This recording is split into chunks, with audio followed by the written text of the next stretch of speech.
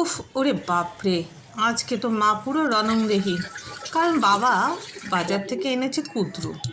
কুঁদরু তোমরা কজন খাও আমি জানি না, তবে রাজস্থান দিল্লিতে থাকতে আমি খুব খেতাম।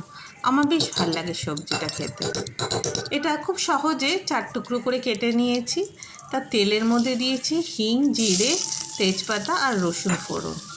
ব্যাস, তারপর দিয়ে দিলাম পেঁয়াজ, আর পেঁয়াজটা হালকা করে সতে করে ভেজে নিয়েছি। তারপর দিয়ে দিয়েছি টমেটো। ভীষণ ইজি রান্নাটা, জানেন তো, খুব তাড়াতাড়ি হয়ে যায় আর খুব ভালো খেতে হয়। টমেটো কাঁচা লঙ্কাগুলো দিয়ে একটু নুন দিয়ে ভালো করে, যতক্ষণ না একটু পেঁয়াজটা গলে গলে গেছে ততক্ষণ আমি এটাকে ভেজে নিয়েছি। তার মধ্যে দিয়ে দিলাম কুঁদরুগুলো, তার মধ্যে আবার একটু নুন দিয়ে সেটাকে ভালো করে ভাজার জন্য একটু ভেজেছি হালকা হাতে, তারপর ঢেকে রেখে দিয়েছি কিছুক্ষণ। 5-10 মিনিট ঢাকার পরই সে দেখবে কুঁদরুগুলো ভালো করে সেদ্ধ হয়ে গেছে, বেশ নরম নরম হয়ে গেছে।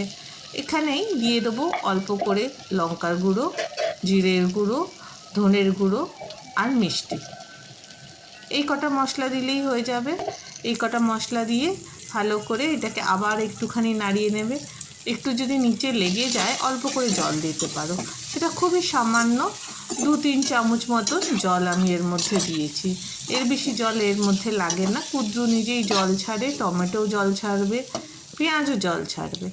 এই সব জলগুলো একসাথে হয়ে কুঁদরুটা বেশ সুন্দর, দেখো, মাখা মাখা হয়ে গেছে। ব্যাস, রেডি আমাদের কুঁদরুর তরকারি। এটা রুটি, পরোটা, ভাত কিছু দিয়েই খেতে পারো। আমার বেশি ভালো লাগে এটা পরোটা দিয়ে খেতে। এর সাথে বানিয়েছিলাম ঘি দিয়ে ডাল আর রসুন দিয়ে পোস্ত। ও, আরেকটা জিনিসও বানিয়েছিলাম, সেটা হচ্ছে ঝিঙে বাটা। আজকে বৃহস্পতিবার, নিরামিষ দিন, সেই জন্য নিরামিষ রান্নাগুলোই সব করলাম। ঝিঙে বাটাটা খুব ভালো খেতে হয়েছিল। আমার তো ঝিঙে বাটা দিয়েই 1 বাটি ভাত পুরোটাই খাওয়া হয়ে যায়। আপনারা দেখে বলবেন কেমন হয়েছে আজকের রান্নাগুলো। তোমরা কি কি রান্না করেছো সেটাও নিশ্চয়ই বলবে। চলো, টাটা, আজকের মতন এখানেই শেষ করি।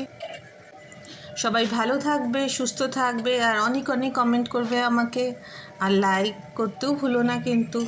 চলো, টাটা, সবাই খেয়ে নাও। আমি এবার খেয়ে দিয়ে ঘুমাতে যাই। Tata, bye bye.